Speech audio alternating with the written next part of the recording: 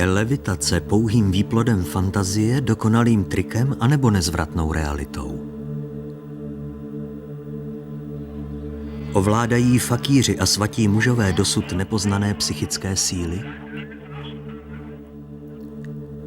Stáli u zrodu pyramid pověstní egyptští mágové?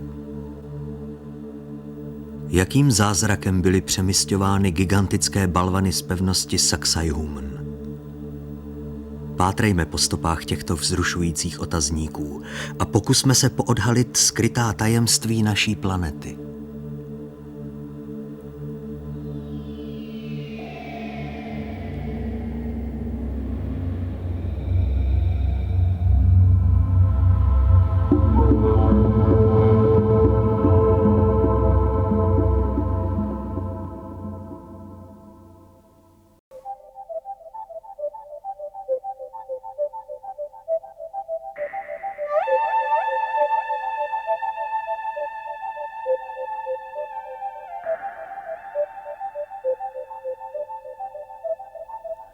Levitace patří k nejoblíbenějším a nejobdivovanějším číslům kouzelnických show.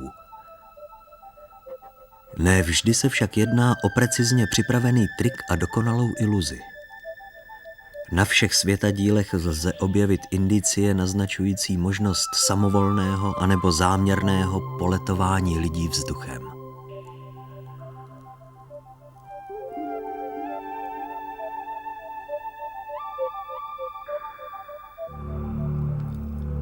V saharském pohoří Hogar zdobí skalní stěny prastaré kresby znázorňující lidské postavy, jak se vznášejí volně prostorem.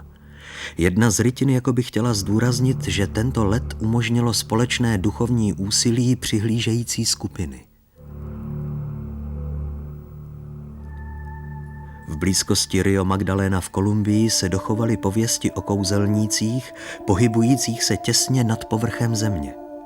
Archeologové zde vykopali sochy bytostí zřetelně stoupajících vzhůru, přesně jak to popisuje mýtus.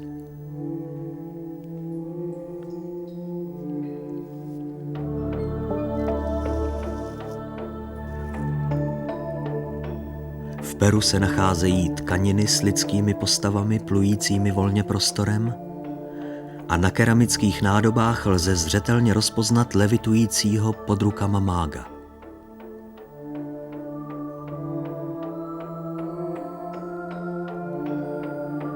V Národním muzeu v Dillí jsou vystaveny skulptury s motivy překonávání tíže pomocí psychické energie. V Marvelově knize ze 14. století je předloženo svědectví o létajících indických kouzelnících.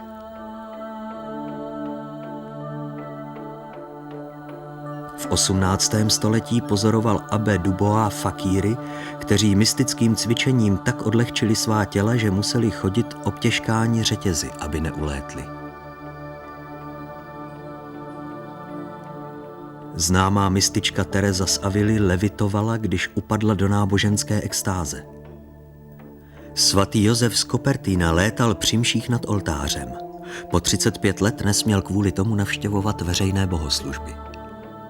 Jedním z nejproslulejších mistrů levitace se v polovině minulého století stal Daniel Douglas Home. Všude, kde se objevil, se děly divné věci. V klidných pokojích skučel vítr, nábytek se pohyboval, ze stropu padaly květiny, v místnostech pluly žhavé míče a Home se vznášel. Jak dokazuje tento snímek, muž jménem Hacker levitoval před svědky dne 27. června 1938. Podobný výkon předváděl v 60. letech v Brazílii Carmine Mirabelli. Vyskytlo se ale podezření, že šlo o podvod.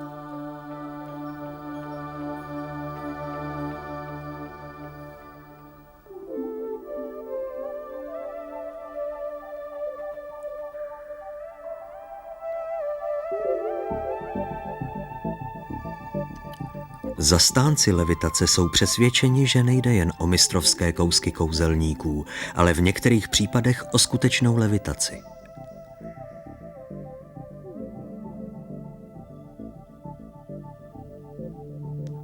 V roce 1970 v bulharském Velkém Tarnovu pořídil Luboš Janat tento zvláštní snímek.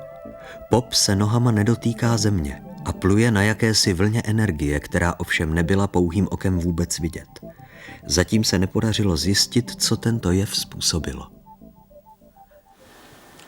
Čistá ruka, normální klíč, který takhle volně položím tady na dlaň. A teď, aniž bych tou rukou pohnul, můžete si ji kontrolovat, tak dochází k pohybu toho klíče. Zvolal jsem jako ruka Pepe, ale...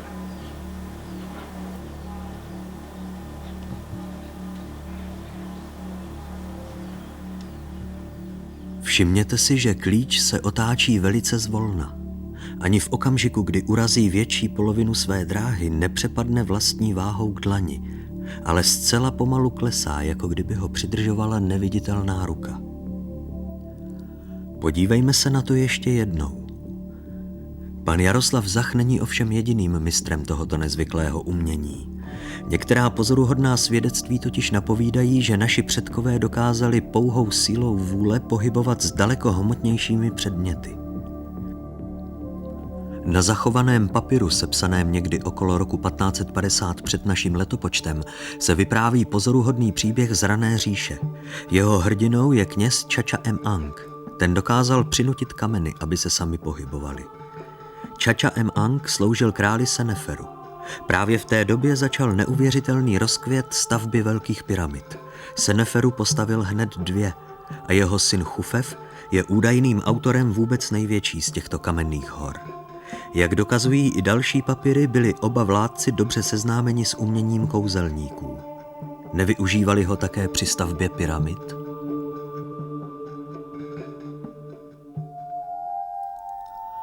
Punc zázraků neslo i stěhování gigantických monolitů, z nichž je vybudována inská pevnost Sacsayhuman.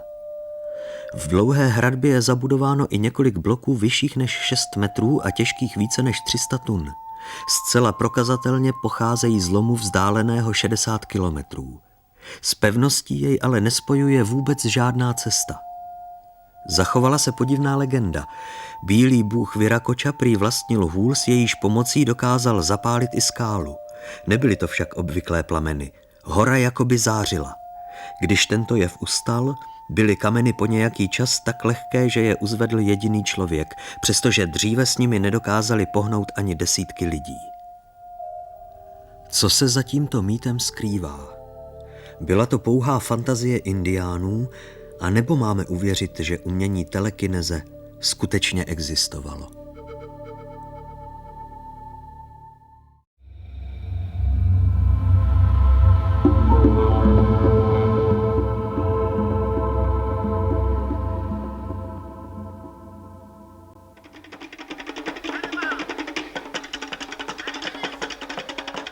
Život obyvatel Tichomoří byl už v dávnověku doslova protkán tajemnými rituály a podivnými zvyky. Při četných mystických slavnostech docházelo k nadpřirozeným jevům a zázrakům. Vybraní jedinci získávali schopnost věštit budoucnost a přenášet své myšlenky na dálku. Jiní byli náhle obdarováni mimořádnými znalostmi. O tyto podivuhodné úkazy se prý zasloužila mana. Podle tradovaných principů je určité množství many v každém člověku, ale jen někteří dokáží tuto stělesněnou duchovní sílu rozvíjet, vytáhnout ze svého nitra a patřičně ji použít. Kromě bohů se hojného naplnění manou dostávalo především králům, velkým náčelníkům a nejvyšším kněžím. Ovšem i ti ji museli dobře opatrovat a udržovat přísným dodržováním určité životosprávy a předepsaných pravidel.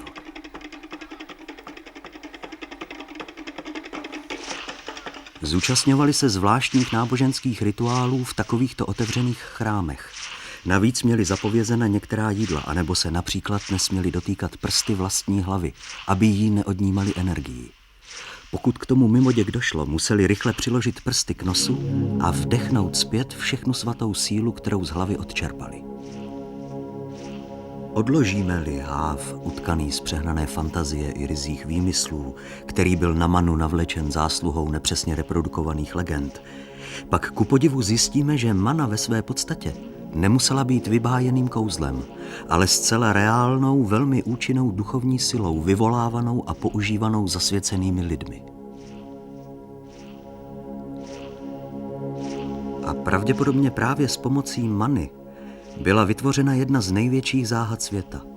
Pověstné sochy Moai na Velikonočním ostrově.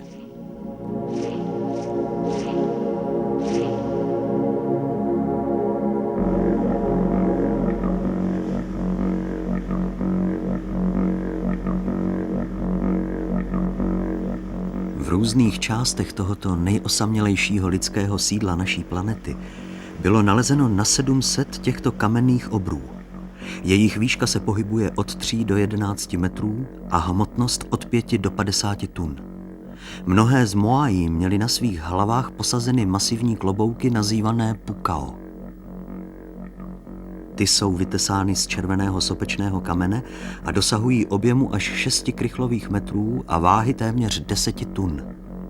Podle archeologů symbolizují mohutný uzel vlasů, ale tato hypotéza se nezdá být příliš důvěryhodnou. Stejně tak zůstává záhadou, co vlastně Moai představují a proč byly vytvořeny v tak ohromném množství.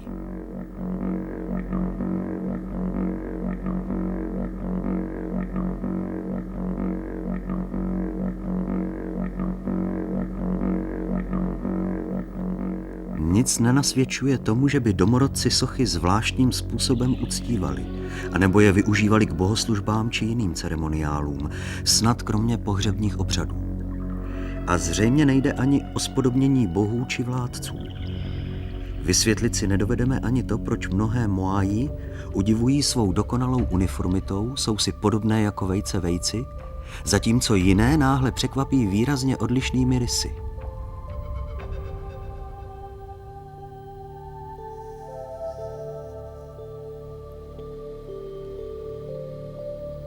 Palčivě nezodpovězena zůstává i otázka, jakým způsobem byla tato kamenná monstra dopravována na až 16 kilometrů vzdálené plošiny Ahu.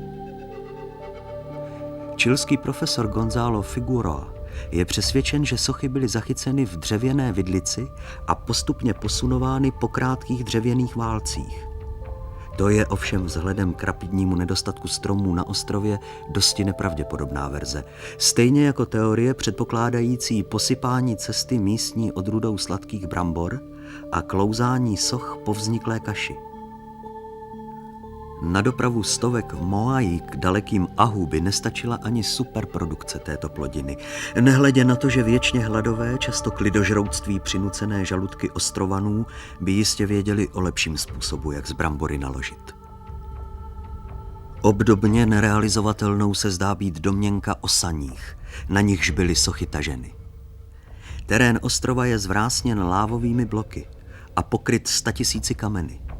Pouhá chůze je na mnoha místech obtížná, natož, aby zde bylo vlečeno nesmírně těžké břemeno. Řešením nemohou být ani tažná zvířata. Koně, s nimiž se nyní můžeme často na ostrově setkat, byly přivezeny až dávno po vzniku Moai.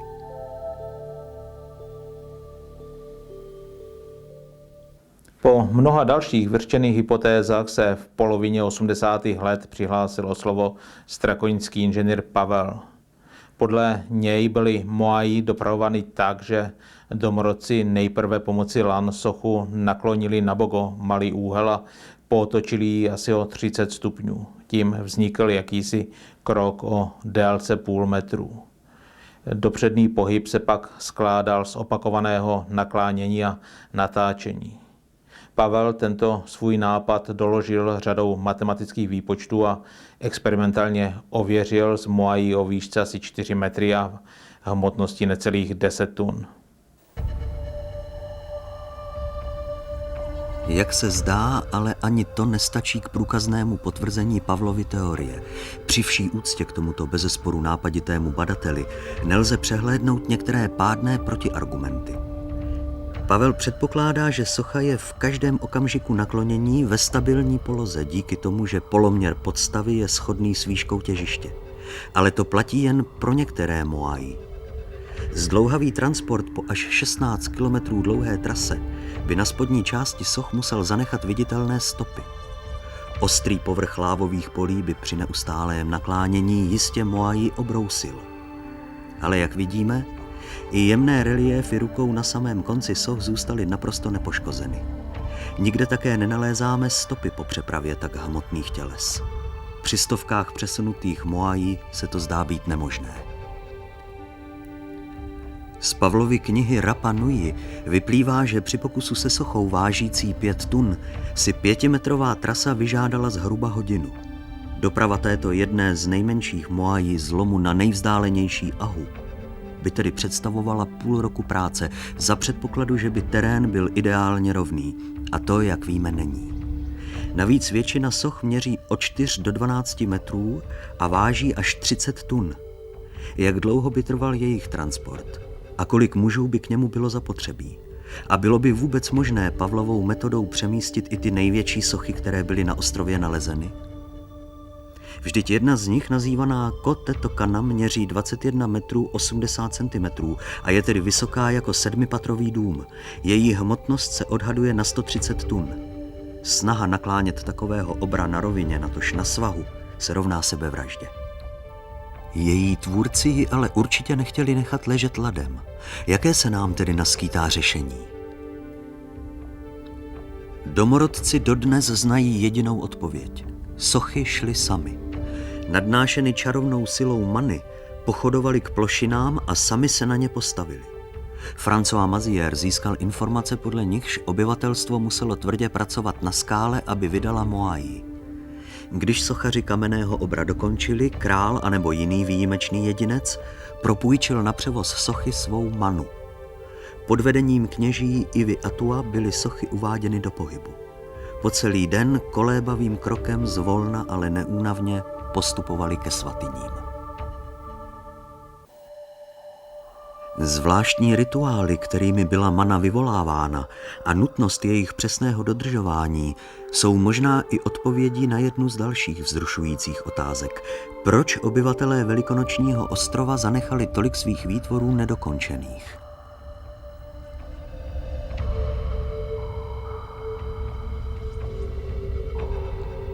Na úpatí kráteru Rano Raraku se dodnes válí torza více než 160 nedokončených soch a další byly zanechány svému osudu při stěhování na místo určení. Teorie, že práce byly ukončeny náhle z důvodu války anebo jiné katastrofy, neobstojí. Na ostrově nebylo nikdy tolik obyvatel, aby mohli najednou opracovávat více než 100 soch a k tomu další Moai transportovat. K opouštění kamenných kolosů muselo docházet postupně.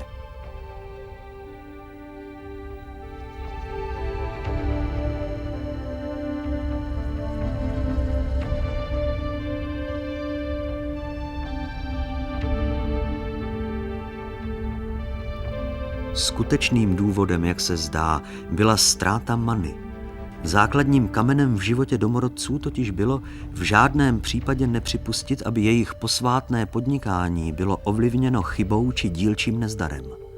Stačilo totiž, aby při bohoslužbě kněz opomenul jediný úkon anebo výraz, aby se objevilo nějaké zlověstné znamení a práce byla navždy ukončena. Při přemisťování soch pak chyba v magickém zaříkávání, ztráta rytmu anebo nedostatečná koncentrace mohly způsobit úbytek many, a tedy i pád náhle neuvěřitelně těžké Moai. Takto nepřízní bohů chmurně poznamenané sochy zůstaly navždy ležet na místě a jako náhrada byly vytesávány nové.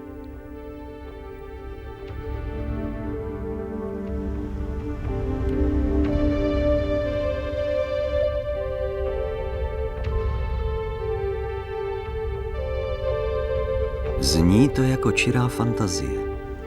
Jenže i z jiných míst Pacifiku dorazilo mnoho dalších svědectví o čarovném působení many. Ta, jak vyprávějí legendy, byla u zrodu téměř každého velkolepého díla. A přestože její existenci mnozí popírají, stala se trvalou součástí tichomořské kultury a pro nás i důkazem o dosud utajených schopnostech lidského organismu.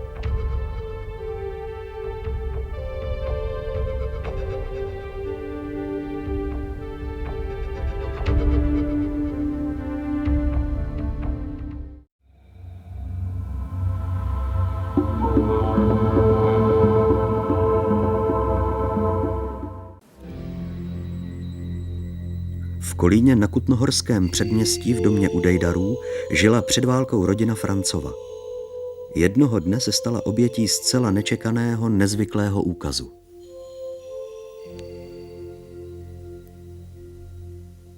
Začalo to jeden den, večer, po setmění a začaly lítat kameny. Kameny byly různých velikostí, jako dlažebníkovský, menší trochu taky. A lítali, ale ve vzduchu dopadaly na střechu domu, dopadaly na dvůr, do zahrady, přerážely větve stromu a nikdo nemohl postřehnout, odkud to jde. Vypadalo to všechno, jako když to jde opravdu z nebe. A když už se to opakovalo po třetí den, tak dědeček šel na policii a tam to četníkům oznámil. A oni přišli, prohledali všechno, byli přítomni tomu, když ty kameny padaly a byli strašně rozlobení, protože ani oni nemohli přijít na to, odkud to padá. V podezření byli nejdříve zaměstnanci místní strojírny, kteří s panem Francem prohráli jakýsi soudní spor a tak se dala očekávat jejich pomsta. Strojírna navíc těsně sousedila s kamenovaným územím. Policisté se domnívali, že oblásky jsou vrhány přes zeď továrny pomocí jakéhosi kamenometu. Ale tato hypotéza byla spolehlivě vyvrácena. Kameny zcela nesporně padaly rovnou z oblohy.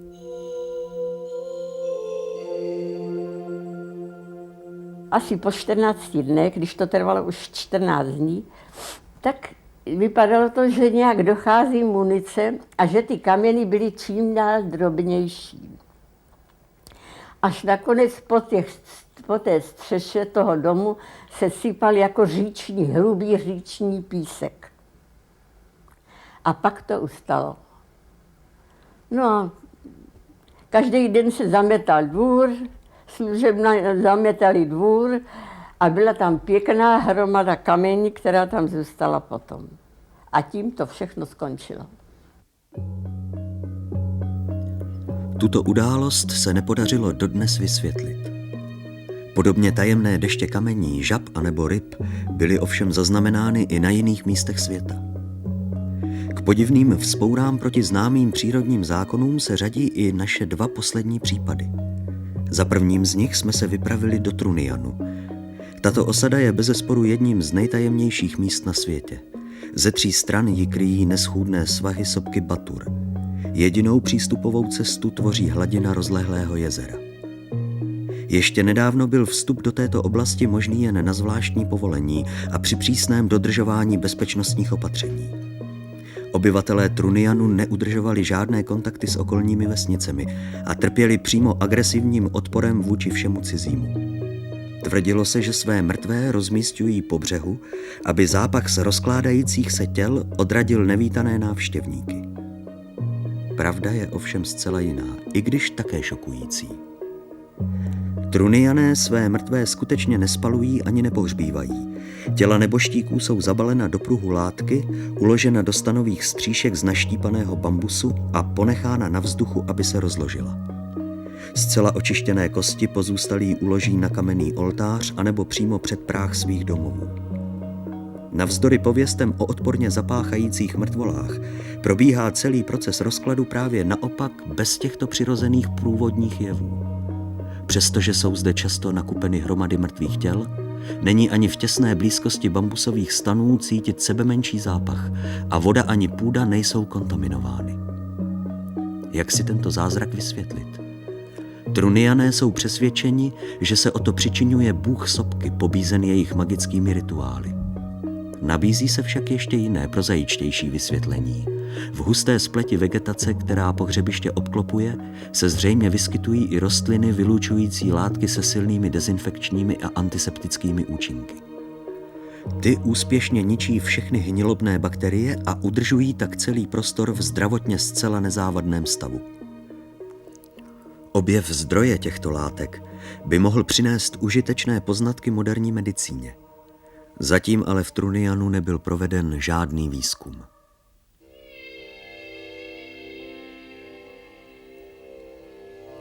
Neobvyklé vlastnosti projevují i vody matky řek Gangy. Především v místech, kde se již od nepaměti rozkládá posvátné město Váránasí. Jeho tvář je protkána nesčetnými chrámy, paláci i troskami kdysi tak honosných budov. Na první pohled působí pitoreskně a bizarně a přitom je podmanivě krásné. Na každém kroku zde cítíte tajemný dech minulosti i působení jakési neznámé mystické síly. Ne nadarmo si Váránasí vysloužilo přezdívku město světla.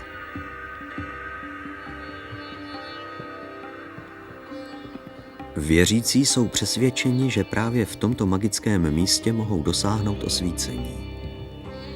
Den co den přicházejí stovky poutníků, aby v posvátných vodách Gangy smyli ze sebe nános hříchů, vyléčili těla z neduhů a zajistili duši věčnou blaženost.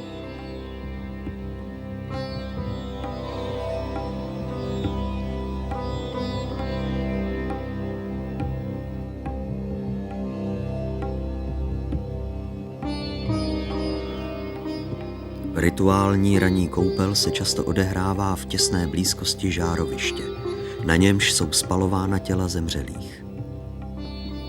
Pozůstalí mnohdy nečekají, až oheň dokoná své dílo a ohořelé zbytky neboštíka spolu s popelem a příslušnými obětinami nechají plout po hladině. Do vody navíc směřují výtoky kanalizace i spousta odpadků. Přesto všechno je počet bakterií v Ganze nesmírně nízký a voda je zaručeně pitná, dokonce má léčivé vlastnosti. Cholerové vibrio se v ní zcvrkne a zahyne. Cosi záhadného požírá škodlivé mikroby. Způsobuje to prý rádium, kterým je voda přesycena. Jiná teorie nabízí vysvětlení v podobě minerálů anebo léčivých bylin, které řeka nazbírá v horách. S vtipným řešením přišel Mark Twain, který prohlásil, že každý mikrob s trochou sebeúcty by odmítl v této vodě žít. Ať je tomu jakkoliv, jisté je jedno. Vody Gangy jsou jednou z dalších překvapivých tváří přírody, která nese punc zázraku.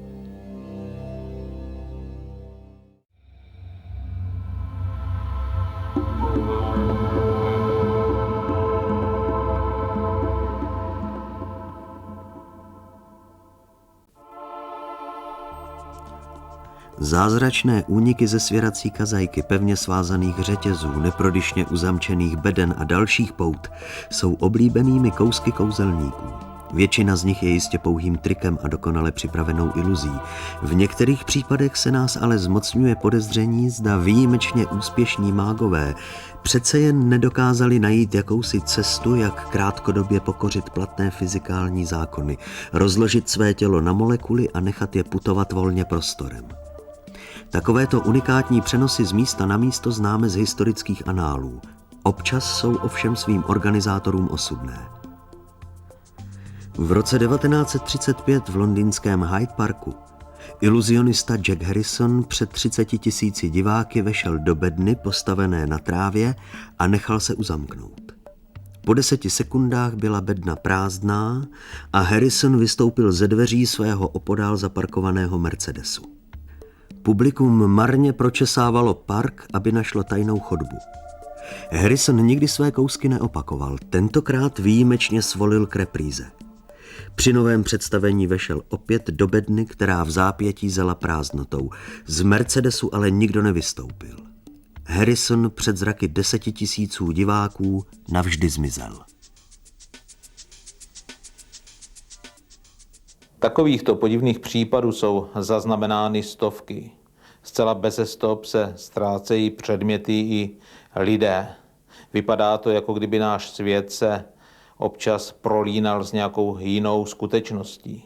Jako kdyby někdy a někde se na okamžik otevřela brána, za níž panují zcela jiné fyzikální zákony a to, co v ní zmizí, se již nikdy nevrátí zpět. Václav Hohenkreuz zřejmě takovéto výjimečné místo objevil.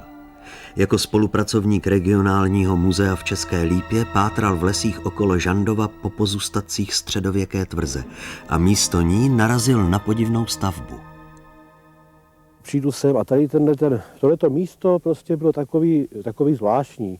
Tady prostě tyhle ty kameny, co tady dneska jsou vidět, nebyly. Jo? Tady to bylo, jako když to někdo uklidí. A tadyhle prostě byla ještě pěšinka do té skály, krásná, jako když ji teprve někdo nedávno postaví. Jo? Krásně vyzděná, takhle, jak teď je tady nakonec taky vidět, jo? Ale neznatelně. Dozadu a tamhle končila. To jsem ještě nevěděl, co uvidím za sebou. Tak prostě přišel jsem sem, na tu pěšinku jsem se postavil a otočím se. Jo? A za mnou normálně kamenný vrata v kamenný bráně. Říkám, no kde se to tady vzalo? Že o tom ještě v podstatě nikdo nic nemluvil, nic se o tom nikde nepsalo. Tak jsem šel k tomu a šahám do těch škvír, protože tam byly normálně dobrých 5 cm škvíra. Jo. Šahám do těch škvír, kde normálně profukoval vzduch. Evidentně tam prostě táhl průvan. Jo. Říkám, to snad není možný. Ještě jsem šahal na tu bránu jako takovou, ta byla porostlá jemňoučkým mechem. To jsem evidentně cítil prostě, jo. A tak jsem jako popošel dál, kdy na to koukám, chvilku jsem přemýšlel a říkám, půjdu se pojedat ještě jako dál po lese, protože je to tady poměrně dost zajímavé to místo, takže to projdu dál a sem se později někdy vrátím. Václav Hohenkreuz svůj slib dodržel. Téměř po roce přišel opět do této části lesa, ale kamennou bránu již nikdy nenašel. V místě, kde se dříve nacházela vrata porostlá mechem, je pouze neporušený masív. Skála nejeví sebemenší stopy opracování lidskou rukou. Jak si tuto neuvěřitelnou proměnu máme vysvětlit? Samotný svědek je v rozpacích. Že se mi to pořád vrtalo v hlavou, jo. A prakticky do dneška sem chodívám a furt potom přemýšlím a nevím prostě, co si o tom myslet do dneška. Že se mi to takhle, co se mi to tady stalo vůbec. Značné množství obdobných svědectví naznačuje, že nejde o pouhé halucinace, ale zcela reálné události. Co ale vyvolává tajemná zmizení? Způsobují je neobvyklé poruchy fyzikálních zákonů, zvrácený tok času, anebo v některých místech dochází k samovolnému průniku našeho a paralelního světa. Přijetím této teorie bychom mohli uspokojivě vysvětlit mnohé jiné hádanky. Například nevysvětlitelné deště ryb, žab či kamenů snášejících se z oblohy, anebo nalezení živočichů uvězněných v hornině, by vlastně nebylo ničím jiným než důkazem o přestupech mezi různými realitami. Co dříve bylo jinde, se náhle v nepatřičném místě objeví u nás a naopak. Otázkou zůstává, zda k takovým jevům dochází pouze náhodou, anebo je lze uměle vyvolat. Odpověď je možná ukrytá v ruinách zámku Křištopor. Tento zvláštní komplex budov je vystavěn jako obrovský kalendář. 4 věže symbolizují roční doby, 12 sálů označuje měsíce, 53 pokojů týdny, je zde 7 bran jako dnů v týdnu a přesně 365 oken. V prvé polovině 17. století nechal zámek postavit mák, astronom a badatel Křištof Osolinsky. Tento podivuhodný muž spolu s astrologem Janem Brožkem pořádal tajné experimenty, při nichž se pokoušel navázat spojení s duchem Boleslava Chrabrého, aby se poradil, jak čelit rostoucímu ohrožení Polska z východu a severu. Když spiritistické metody selhaly, rozhodl se Osolinsky vybudovat stroj času.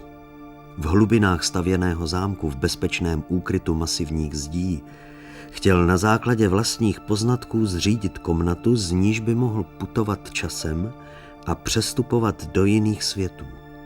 Zda se mu to skutečně povedlo, není známo, ale některé okolnosti z historie zámku naznačují, že ano. Již v době výstavby začali záhadně mizet dělníci, jako kdyby je kdosi unesl. Byli neopatrní při manipulaci se strojem času, anebo se stali oběťmi experimentu. Sám Osolinsky, který se na dlouhé dny a noci zamykal v podzemní laboratoři, začal rychle chřadnout. Je slabý a bledý, Těžko soudit, z jaké příčiny. Slábne každého dne a mlčí jako zakletý, poznamenal si do svého deníku zámecký lékař. V roce 1645 Osolinsky svěřil své tajemství synovi, zapřísahal ho, aby pokračoval v díle a krátce na to zemřel. Dědic stroje času přežil otce jen o 4 roky. O pár let později byl zámek zničen při nájezdu Švédů. V roce 1785 se nad troskami objevil podivný mrak. Stovky očitých svědků, účastníků pohřbu generála von Kossela, spatřili, jak uprostřed mlhavého oparu pochodují po obloze oddíly vojáků. Dnes již víme, že tento zvláštní úkaz mohl souviset se střetem 2 různorodých realit. Již celé skupiny osob se v podobných mracích navždy ztratily, anebo naopak zjevily na nebesích jako přízrak. V až na zem dosahujícím oblaku v bitvě u Gallipoli navždy před očima svých spolubojovníků zmizelo několik stovek příslušníků britského pluku Norfolčanů a navlas stejným způsobem opustili náš svět i vojenské oddíly ve Vietnamu a ve Španělsku. V době druhé světové války okupovala ruiny zámku Křištopor Rudá armáda. Při hledání pokladu narazili Rusové na tunel uzamčený 3 dveřmi. Vešli dovnitř a již nikdy se nevrátili. Případ vyšetřovalo NKVD, ale i jeho příslušníci se ztratili. Rusové poté vchod do tunelu zasypali. Dodnes je ukrytý kdesi v labirintu sklepení. Podaří se jej opět nalézt a tak možná rozluštit nejen záhadu zámku Křištopor, ale i tajemných zmizení?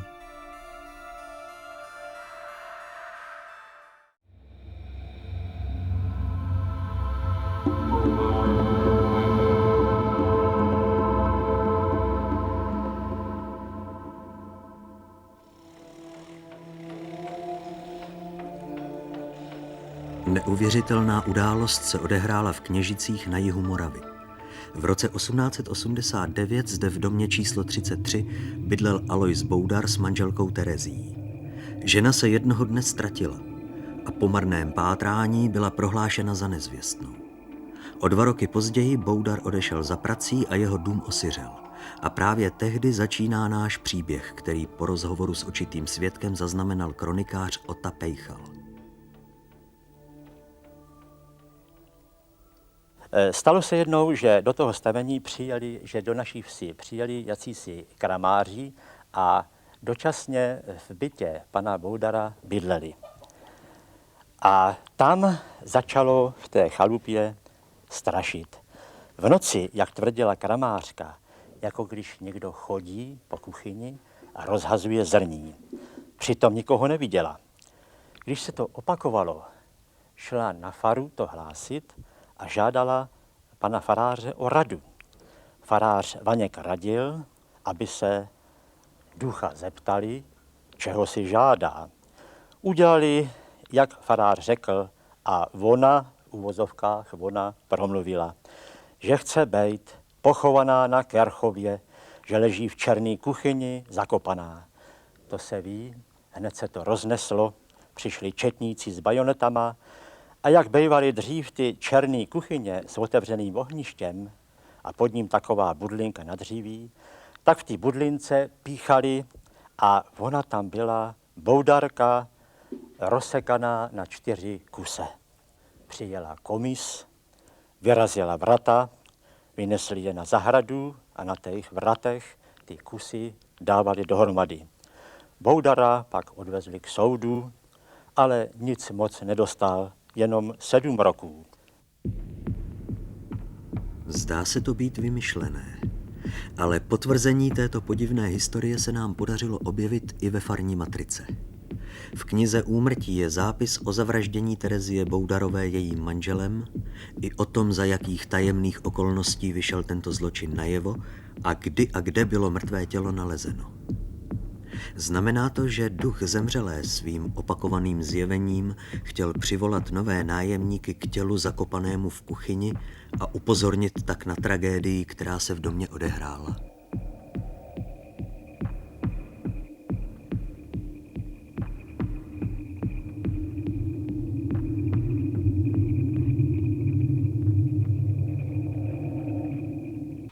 Podobně neuvěřitelné události vyvolávají řadu otázek.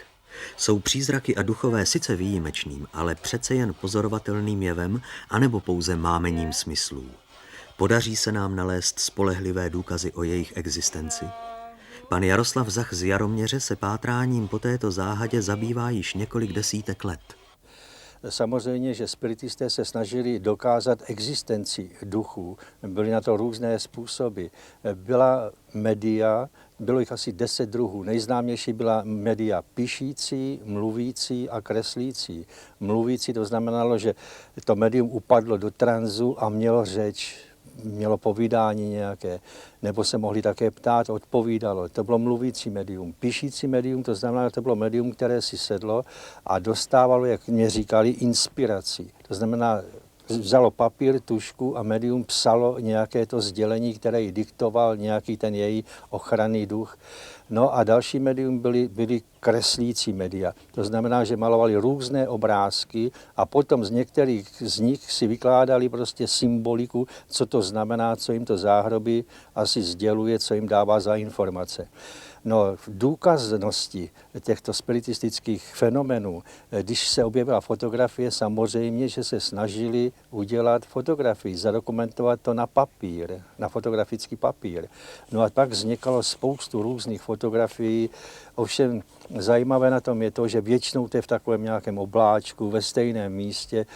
Ty duchové, kteří by to měli být, jsou velice realističtí. Je vidět, že to je buď to malovaný, nebo že prostě nejde o originál nějaký duchařský, ale že jde o podvrh, že to je o uměle vyvolaný. Jak si však máme vysvětlit tento unikátní snímek? Byl pořízen ve Vrapicích u Kladna v rodině Zdeňky Horvátové. Za skleněnou tabulkou dveří se jasně rýsuje tvář připomínající lebku. Na mnoha místech světa v blízkosti historických budov jsou lidé občas ozařováni nepochopitelnými záblesky minulosti. Někdy se objevují naprosto přesné, téměř hmatatelné vize, jindy zazní pouze jejich zvuková kulisa. V Irsku poblíž jezera Lough Neagh se ozývají dělové výstřely, přestože zbraně v tamní pevnosti byly již dávno zataveny. Podobný jev byl zaznamenán ve Spojených státech, v Austrálii a v Bangladeši. Podivnou ozvěnu dávnověku zaslechla i paní Blažena Vacková z Hůrek. To jsem byla ještě mladá, bylo mi asi přes 20 roků a muž sloužil tady v hůrecké posádce a já jsem sem jezdila 2krát týdně do kina. Vždycky mi rodiče hlídali děti a jednou jsem takhle jela, byl podzimní pěkný večer, bezvětrno, pěkný bylo. A bydleli jsme na Hůreckém nádraží, to je 2 kilometry odtud. Šla jsem pěšky, protože jsem měla dost času. Z jedné strany byla louka a pak začínalo voraný pole. A teď jsem slyšela nějaký hluk od toho lesa, od dálky. Přeběhla jsem ten kus a zůstala jsem stát u toho zvoraného pole. A v tom se to blížilo. Bylo to jak čím dál hlasitější, až najednou jsem slyšela, jak když nějaký jelen nebo los nebo něco přeskakuje silnici, z kopítka přes silnici běhali trošku. A zatím velký štěkot psů, těch mohlo být jak 20 nebo víc, jo, to byl úplně řev. A koně na tom zbojnoši, neviděla jsem nic, jen jsem to slyšela. Jak hulákají ty koně, řechtají, dopadají kopytama na silnici, přeskakují silnici a mizejí po loukách dál. No dobrých 20 minut jsem tam stála, neuměla jsem si vysvětlit, co to může být. Buď jsem si říkala, buď před 100 lety tam někde byl hon a ten zvuk se někam znes do vesmíru a vracel se zpátky, anebo něco, co vůbec člověk si neumí vysvětlit, co se může stát. Podobné rozpaky pociťují i tito muži. Při restaurování kláštera Pivoň vyfotografovali průhlednou bytost, kterou nelze nazvat jinak než přízrak, zjevení či duch. V září 1994 nám byla svěřena práce na Pivoní u Domažlic na podvěšení gotické klenby v presbytáři bývalého kláštera z poloviny 13. století. při té příležitosti, když jsme tam pracovali, jsme přišli ráno na místo, kde jsme pracovali a byly vypáčeny nebo vyraženy boční dveře, mříže víceméně.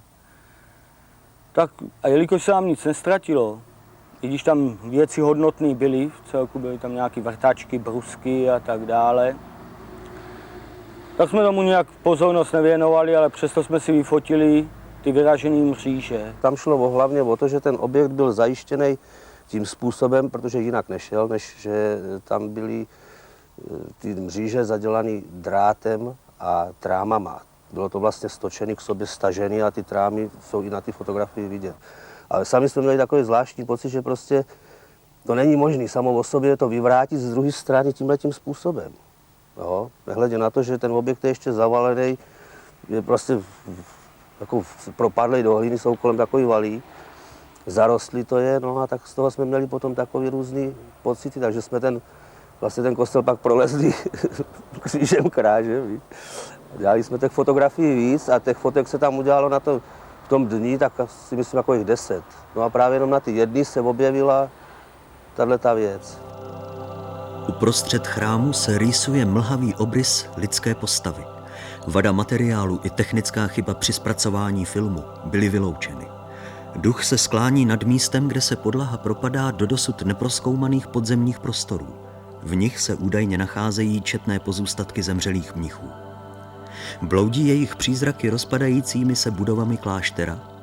Najdeme další důkazy o podobně neviditelných hostech z minulosti? Jak se zdá, ano. Nedaleko slovenského města Martin se rozkládá zřícenina hradu Sklabyňa.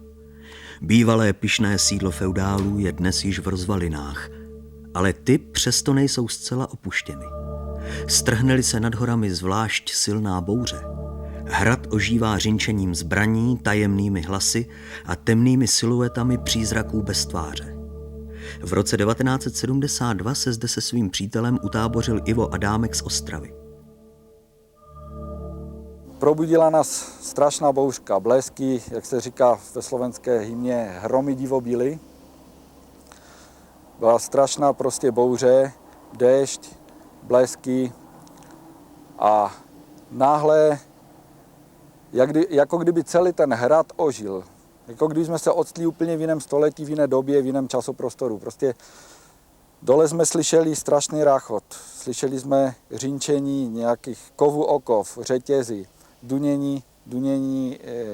dunění těžkých bod, nějaké úryvky řečí. Nebylo rozumět slova, nebylo rozumět, kdo tam jako hovoří, nebo měli jsme šílený strach. My jsme si totiž mysleli, že se tam někdo do toho hradu vloupal a že nám jde jako holý život.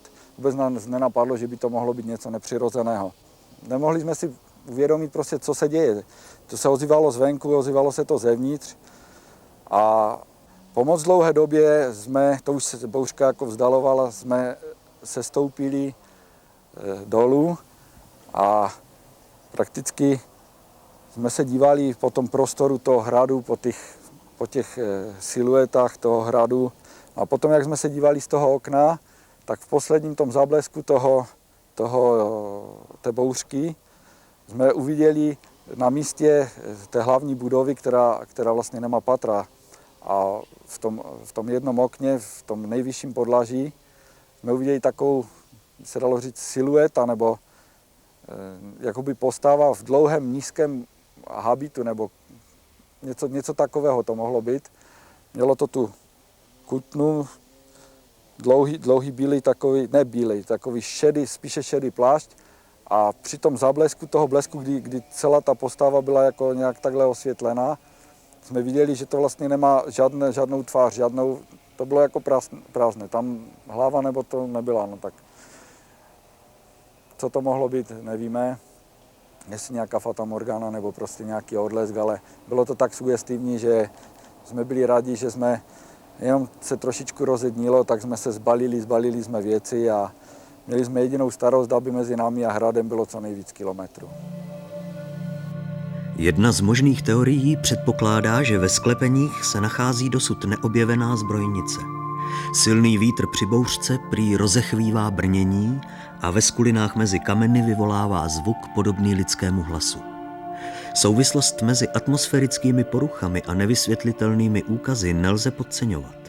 Většina svědků totiž slyšela tajemné zvuky a zahlédla podivné stíny, právě když v ruinách hledala úkryt před bouřkou. Jak potvrzují dávné letopisy, na hradě až příliš často tekla krev a kralovalo utrpení. Nevyvolává právě tato přemíra bolesti a záporných emocí psychické jevy? A nebo jejich kořeny musíme hledat jinde?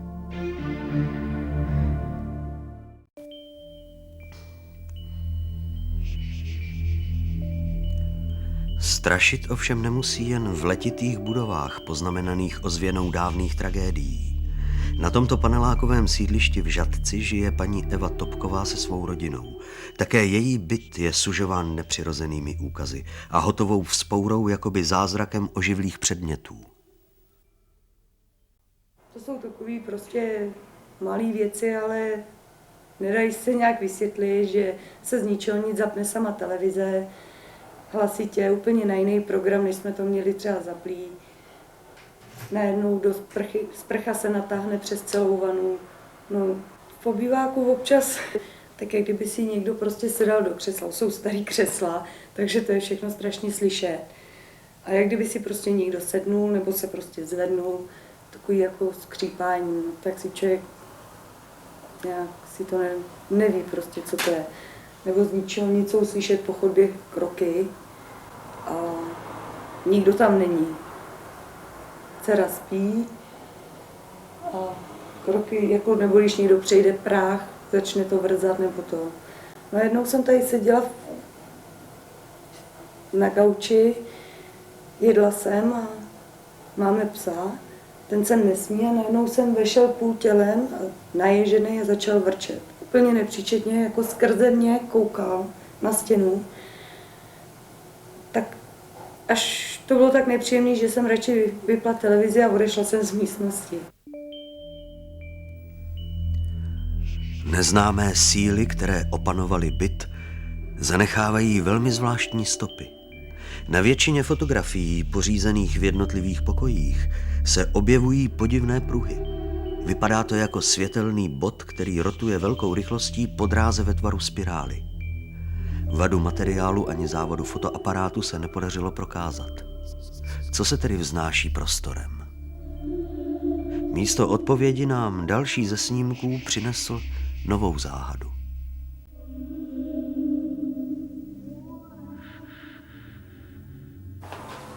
Tak tady v kuchyni každý rok před Vánocema si dělám slavnostní stůl.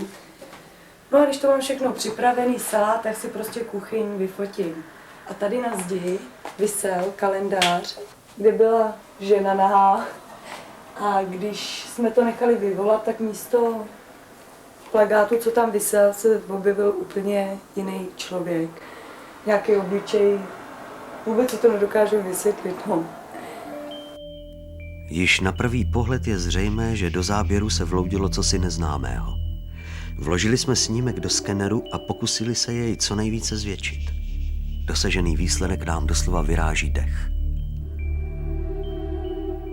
Místo původního aktu na nás z kalendáře shlíží rozjívená tvář muže, před níž se v mlžném oparu vznáší postava jakési podivné malé bytosti s rohatou hlavou. Co tento výjev znázorňuje? Je to obličej původního nájemníka bytu, který se po smrti údajně zjevoval své ženě? Představuje ona zvláštní postava skutečnou podobu poltergeista? Získali jsme konečně důkazy o existenci lomozících duchů, anebo je podivný úkaz na této fotografii jen dalším povedeným kouskem sil, o jejichž podstatě nemáme ani tušení?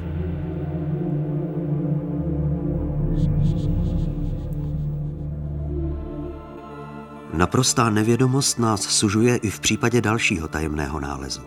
O jeho vypátrání se tentokrát zasloužila policie. Kapitán René Pavlík z Vansdorfu při jednom služebním výjezdu vyfotografoval něco, nad čím zůstává rozum stát. V roce 1991 jsem tady byl na Loupačce, kdy se fotil interiér, že jo, zařízení chalupy, jak to tady vypadá, ta situace po vloupání. asi shodou okolností za měsíc na to vlastně tady došlo k druhé loupačce a zase jsem na to jel já, taky se to fotilo a majiteli tady ukradli vlastně židle od stolu v patře, v místnosti, byly to starožitní židle a požádal mě, jestli bych neudělal zvětšeninu židlí vlastně na odhad pro znalce. Tak když jsem udělal ty zvětšeniny, tak mě jeden kolega upozornil na to, že v brejlích, který vlastně ležejí na stole, tak se tam objevily oči. Nebo že to vypadá jako oči prostě. A vypadalo to tak, že jo, tak jsme udělali zvětšeniny. Nejdřív jsme si mysleli, že to je nějaký odraz nebo nějaká, já nevím, hra světla, že jo, a to. Tak jsme udělali ještě snímek, který jsme nafotili, nebo který jsem nafotil měsíc potom. Ty brejle tam byly taky, ale už to bylo focený z jiného úhlu a ty oči tam byly stejně, jo. Jak si vznik těchto podivuhodných fotografií máme vysvětlit? Jsou výsledkem zvláštních světelných podmínek v místnosti, odrazem blesku, anebo snad byl obraz očí na brýle nalepen jako žert? Kapitán Pavlík všechny tyto možnosti popírá. Takže tady je ta místnost, kde se to stalo. Tohle je ten stůl. Teď je to tady trošičku teda jiný. Jo, tady nebyla ta pohovka. A ty brejle, když vlastně ležely asi takhle, že jo, tak jsem na ně koukal, jestli na ně nikdo nešáhl, jestli na tom nejsou nějaký stopy, otisky a takovýhle, takže kdyby na tom něco bylo, asi bych si toho všiml a viděl bych to. Objevilo se to vlastně jenom na těch fotkách, takže nevím, co to mohlo být. Žádný odraz to být určitě nemohl, protože tady byly akorát papíry rozházený a nějaká dřevěná tyčka tady byla snad jako dětská pistolka nebo něco takového, takže to tady leželo, ale jinak jako tady na tom neleželo vůbec nic.